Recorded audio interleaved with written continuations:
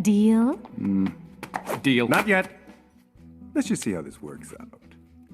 Uh-huh. Well, then I suppose that means you'll want these back? How'd you get those? Where's she keeping them? No.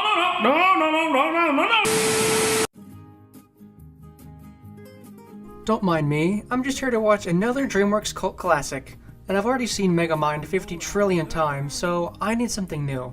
Ah, perfect. Well, that was definitely something. A cult classic if I've ever seen one. Okay, this movie's pretty good. There's a lot of good filmmaking topics that I could cover here. You know what? Instead of talking about this amazing character duo, I'm going to talk about this amazing character trio. Yeah, this movie's got 3 great characters who balance off each other beautifully. But first, a bit of background info.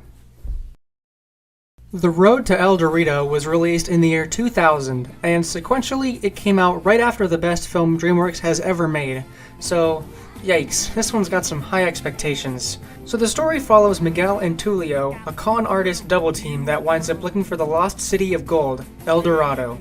Once they find it, they're mistaken for the 2 gods that the people of the city worship, and they're treated as such.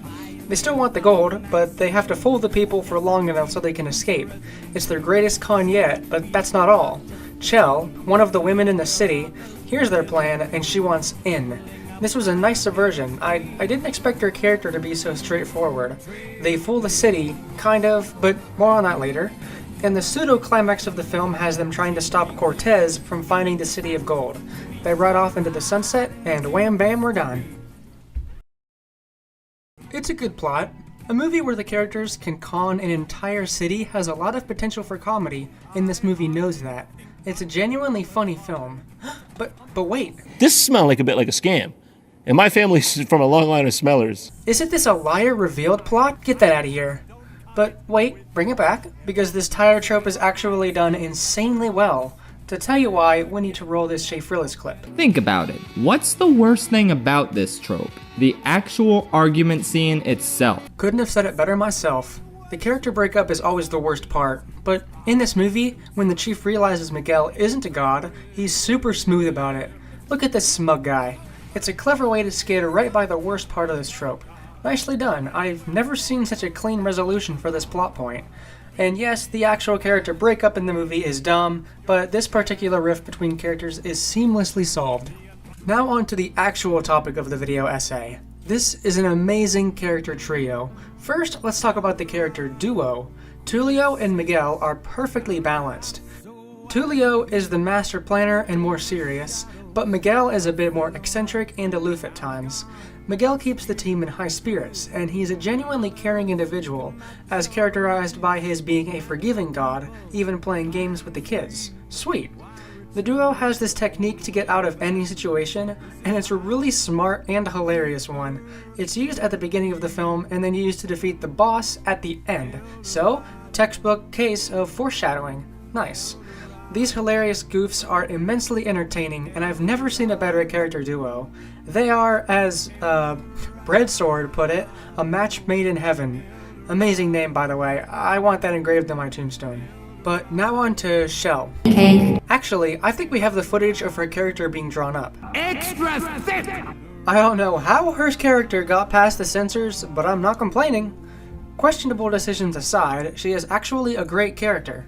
When you first meet her, she seems kinda quiet and scared, but then she overhears the con that Dumb and Dumber are about to pull off, and she immediately turns all Charles Ponzi on them. Google it. She's a great balance for our already perfect duo, because she's a con woman who gets what she wants by, what was I talking about? I love you. Okay, this movie has gone completely off the rails at this point, and I love it. She manipulates the manipulators into getting out into the world, and it's a nice subversion of the helpless princess character.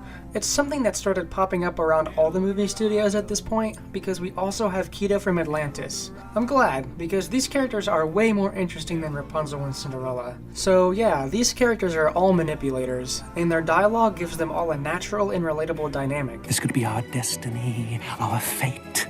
Miguel, if I believed in fate, I wouldn't be playing with loaded dice. It was the most outstanding thing about this movie. You could even argue that the chief character and the high priest are a contrasting duo to Miguel and Tulio. The chief and the high priest is what happens when your partner is too radical and spirals out of control. But that's a topic for a different video. This movie is golden when it comes to character contrasts. Hey, just like I covered in my Sonic video. Wonderful. Your Majesty, the script is too short. What do we do? Let me think. What about the Godzilla vs. Kong trailer? Yeah, I saw it and it was kick-ass. Wait, I've got it. Add more memes. More, sir? But the editing, it's already taken us like 3 days. Memes.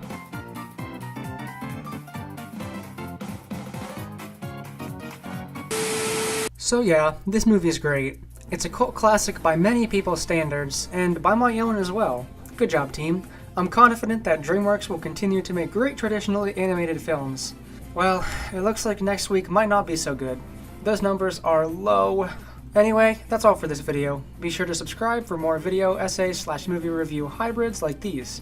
As always, the full body version of this outfit will be on my Instagram. I think you guys are gonna like this one, wink. My Redbubble is constantly being added to, my Letterboxd also exists, yada yada. There's also a playlist at the end of this video for more DreamWorks reviews, and my Sonic video I mentioned earlier. Okay, that's enough plugging. Comment below what the color of your toothbrush is, and I'll see you in the next video. Thanks for watching.